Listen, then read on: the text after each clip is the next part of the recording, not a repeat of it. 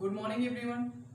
आज हम बात करेंगे vapour pressure of solution containing non volatile solute. मतलब जो इसमें सॉल्यूशन बनेगा उसमें सॉल्यूट क्या होगा, नॉन वोलेटाइल। और सॉल्यूशन किन किन से चीजों से मिलकर बनता है, सॉल्यूट और सॉल्वेंट। तो हमने जो लिया है सॉल्यूट वो क्या होगा, नॉन वोलेटाइल। मतलब सॉल्यूट नॉन वोलेटाइल और सॉल्वेंट वोलेटाइल। सॉल्यूशन हमने पिछले टर्म पे बताया था कि सॉल्यूशन दो चीजों से मिलकर बनता है, एक सॉल्यूट और दूसरा सॉल्वेंट। तो सॉल्यूट जो होगा वो क्या होगा, नॉन वोलेटाइल, एक नॉन वोलेटाइल और दूसरा वोलेटाइल। जबकि पिछले टर्म पे जो लिया था दोनों उसमें क्या थे, वोलेटाइल थे। सॉल्यूट और सॉल्वेंट दोनों वोलेटाइल था। और आज जो है वो क्या है, सॉल्यूट नॉन वोलेटाइल है और सॉल्वेंट वोलेटाइल है। अगर नॉन वोलेटाइल है इसका मतलब क्या, यहाँ वेपर प्रेशर बनेगा नहीं, बनेगा ना। तो यहाँ वेपर प्रेशर क्या होगा, जीरो। किसमें, नॉन वोलेटाइल में। और नॉन वोलेटाइल जो होते हैं वो क्या होते हैं, सॉलिड। फॉर एग्जांपल जैसे NH2CO NH2, ये क्या है, यूरिया। क्या है, यूरिया। इसकी अगर हम मोलर मास की बात करते हैं तो कितना होगा, यूरिया का 60। और C6H12O6 ये क्या है, ग्लूकोज। इसकी अगर मोलर मास की बात करते हैं तो इसका कितना होता है, 180। C12H22O11 ये क्या है, सुक्रोज। इसका मोलर मास कितना होता है, 342। ये आप निकाल भी सकते हैं मोलर मास, लेकिन हमने यहाँ बता दिया ताकि थोड़ा आसानी हो जाए आपको। इसका भी आगे जरूरत पड़ेगा इसलिए हमने इसको बता दिया, ठीक। अब आते हैं हम सॉल्वेंट में। सॉल्वेंट क्या होगा, वोलेटाइल। वोलेटाइल का मतलब ये लिक्विड होगा। क्या होगा, लिक्विड। लिक्विड में कौन कौन से आएंगे, जैसे फॉर एग्जांपल वाटर। CH3OH ये क्या है, मेथेनॉल। C2H5OH ये क्या है, एथेनॉल। C6H6 benzene. C6H5CH3 ये क्या है, टॉल्यूइन। इसको ऐसे भी रिप्रेजेंट कर सकते हैं, ये क्या है, टॉल्यूइन, ठीक। और सॉल्यूट को हमने अपने आसानी के लिए, वहां पे हमने पिछले टर्म पे भी बताया था, बी से रिप्रेजेंट किया था। जहां जहां सॉल्यूट का टर्म आएगा वहां हम इसको बी से लिखेंगे और सॉल्वेंट में ए से लिखेंगे। पिछले टर्म पे भी हमने ये चीज बताई थी। और एक चीज और है, इसमें जो सॉल्यूट और सॉल्वेंट है इसमें वेपर प्रेशर किसकी वजह से होगा, आप लोग बताइए किसकी वजह से होगा, सॉल्वेंट की वजह से होगा ना। क्योंकि सॉल्वेंट जो है ये क्या है, वोलेटाइल है। तो वोलेटाइल है तो इसी में तो वेपर बनेगा। ये लिक्विड है तो इसमें वेपर बनेगा, तो वेपर की वजह से प्रेशर होगा ना। तो जितना ज्यादा सॉल्वेंट होगा उतना ज्यादा वेपर प्रेशर होगा, किसमें, सॉल्वेंट में। तो यहाँ पे सॉल्वेंट मतलब सॉल्वेंट में क्या होगा, वेपर प्रेशर होगा। जबकि यहाँ सॉल्यूट में नॉन वोलेटाइल है तो यहाँ वेपर प्रेशर जीरो होगा। यहाँ तक क्लियर हो गया। अब हम सॉल्यूट और सॉल्वेंट को मिक्स करके सॉल्यूशन बनाएंगे और फिर देखेंगे कि वेपर प्रेशर का इस पर क्या प्रभाव पड़ता है। तो हमने एक कंटेनर लिया, ये क्या है, एक कंटेनर। इसमें हमने वोलेटाइल सॉल्वेंट रखा। इसमें हमने क्या रखा, वोलेटाइल सॉल्वेंट रखा। अगर ये वोलेटाइल है तो इसका क्या होगा, वेपर प्रेशर भी कुछ होगा ना। अगर ये वोलेटाइल है तो इसका वेपर प्रेशर भी होगा। तो उसको हमने क्या लिख दिया, P0A, ठीक। P0A क्या होता है, वेपर प्रेशर ऑफ प्योर ए। क्या है, वेपर प्रेशर ऑफ प्योर ए। और दूसरा क्या था, P, सॉल्यूट। तो सॉल्यूट क्या होगा, नॉन वोलेटाइल। अगर सॉल्यूट नॉन वोलेटाइल है और फिर इनका सॉल्यूशन क्या बनेगा, तो सॉल्यूशन में क्या होंगे, ये और बी दोनों होंगे, ए भी होंगे बी भी होंगे, ए भी होंगे बी भी होंगे। और इनके वजह से कुछ प्रेशर भी बनेगा। क्या, इनकी वजह से कुछ प्रेशर भी बनेगा। तो उसको हम क्या लिखेंगे, P ए, और बी की वजह से नहीं बनेगा क्या, पी ये तो ए की वजह से होगा। ये क्या था, ये जो था ये क्या था, सॉल्वेंट, और ये सॉल्वेंट क्या था, वोलेटाइल।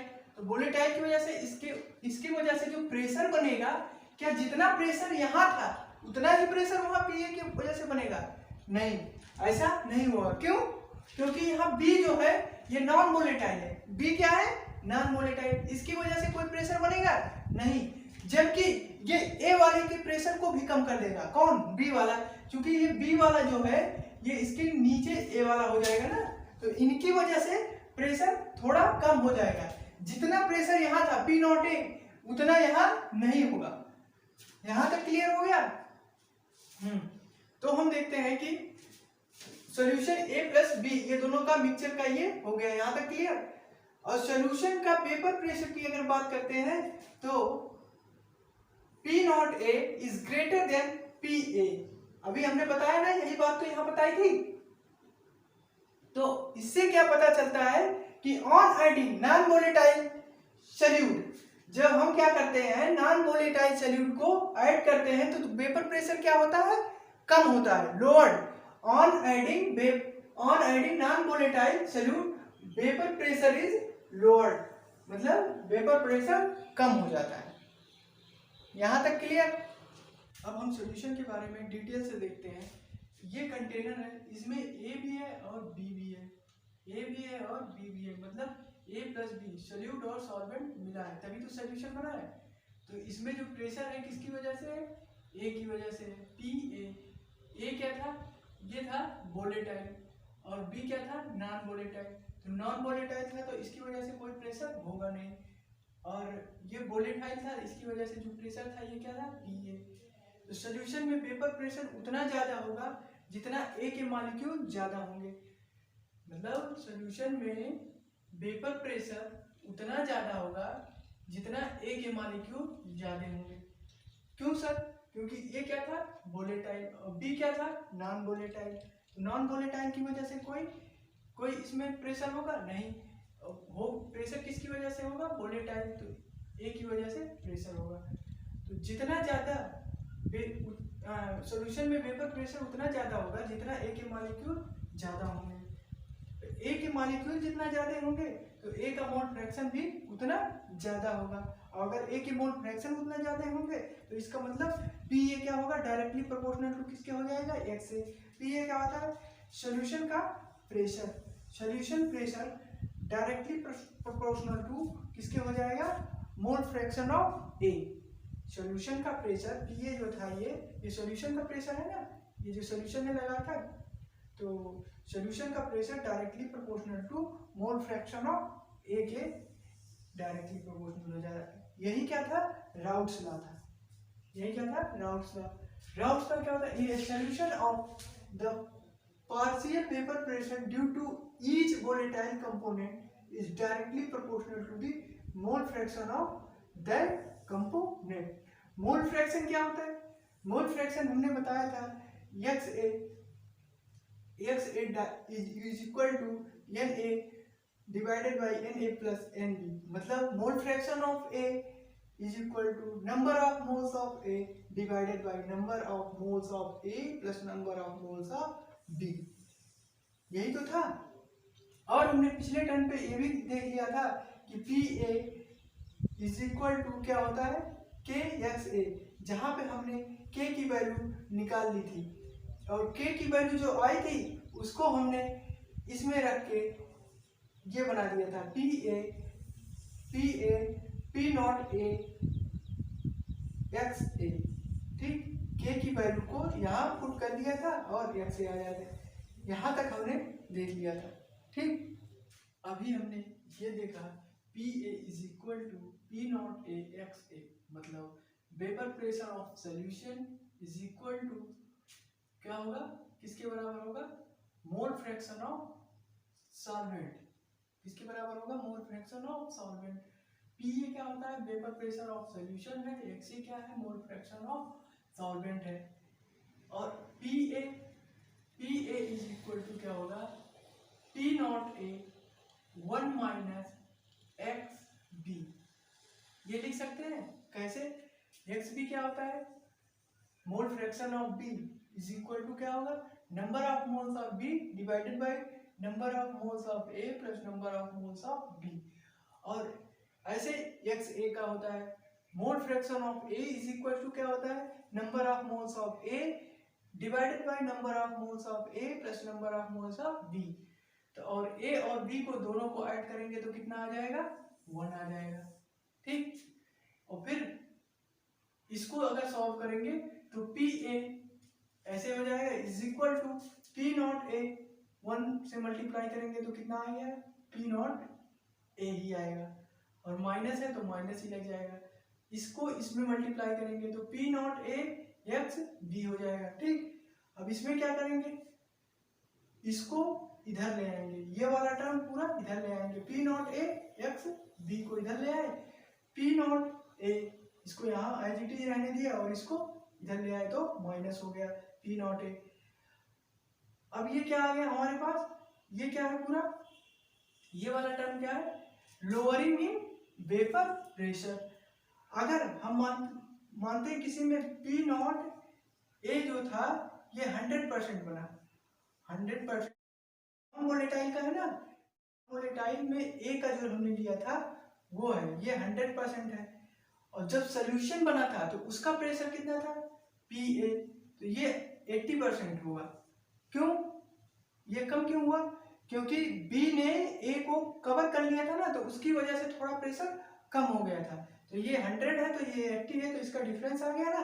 तो इसको किसके टर्म में लिख सकते हैं, अगर मोल फ्रैक्शन बी को टर्म में लिखते हैं तो इज इक्वल टू क्या होगा, P naught A minus P naught A divided by कितना हो जाएगा, पी नॉट ए। ठीक, इसको क्या कहते हैं, एक्सपी को मोल फ्रैक्शन ऑफ सॉल्यूट, और पी, और ये जो पूरा टर्म है इसको क्या बोलते हैं, relative lowering in vapour pressure. और relative lowering in vapour pressure जो होता है इसी को हम क्या बोलते हैं, कॉलिगेटिव प्रॉपर्टी। यहाँ तक क्लियर। अब हम देखेंगे colligative property, properties of solution which depend upon number of solute particles. Solute particles कौन कौन से हो सकते हैं, moles, molecules, ions, mole fraction, ये सब हो सकते हैं of solute particle, and does not depend upon nature of solute particle. ये नेचर ऑफ सोल्यूट पार्टिकल पे डिपेंड नहीं करता है। तो ये टोटल कॉलिगेटिव प्रॉपर्टी जो होते हैं ये 4 टाइप के होते हैं। तो 1 बाय 1 करके पढ़ेंगे। तो सबसे पहले जो हम पढ़ेंगे वो क्या है, relative lowering in vapour pressure. इसके बारे में हमने पहले सब पूरा बता दिया है, और अगले टर्म पे बाकी जो 3 हैं वो नेक्स्ट टर्म पे पढ़ेंगे। तो relative lowering in vapour pressure एक बार और देखिए, ये क्या होता है, X B is equal to P naught A minus P A divided by P naught A. ये क्या होता है, relative lowering in vapour pressure. X solute की बात करें, मोल फ्रैक्शन ऑफ सॉल्यूट की, तो number of mole of solute divided by number of moles of solute plus number of moles of solvent. ये depend upon the nature of solute particle. ये किस पे depend करते हैं, ये किस पे डिपेंड करते हैं, सॉल्यूट पार्टिकल के नेचर पे। ठीक, यहाँ तक क्लियर। अब relative lowering in vapour pressure पे बेस्ड एक क्वेश्चन देखते हैं। क्या है कि the vapour pressure of pure water is 60 mmHg at some temperature. Find the vapor pressure of solution containing 30 gram urea. Urea क्या होता है, NH2CO NH2 dissolved in 72 gram water. ठीक, 30 ग्राम यूरिया, यूरिया क्या है, नॉन वोलेटाइल सॉल्यूट है। ठीक, तो हमें क्या पता है, पी नॉट ए कितना है, 60 mmHg, 60 mmHg, और पी ए क्या करना है, निकालना है। तो हमें ये फार्मूला पता है, कौन सा, relative lowering in vapour pressure होगा P naught A minus P A divided by P naught A X B. तो हम सबसे पहले क्या निकालेंगे, नंबर ऑफ मोल्स किसके, यूरिया के, तो उसका क्या करेंगे, मास अपॉन मॉलिक्यूलर मास कर देंगे। तो number of moles of urea क्या होगा, मास कितना है यूरिया का 30, ये दिया है ना 30, तो 30 रख दिया। मोलर मास कितना होता है यूरिया का 60, हमने पहले बताया था। तो इसको करेंगे तो कितना आएगा डिवाइड 0.5 आ जाएगा, ठीक। और ऐसे ही किसका निकालेंगे, वाटर का, वाटर का कितना है n, वाटर का number of moles of water का निकालेंगे तो कितना आएगा, कितना वाटर में कितना दिया है 72 ग्राम, तो यहाँ पे लिख लेंगे 70। मोलर मास कितना होता है 80, तो कितना आ जाएगा 4। अब हमें क्या पता चल गया, मोल्स पता चलेंगे। अब हम क्या निकाल लेंगे, मोल फ्रैक्शन।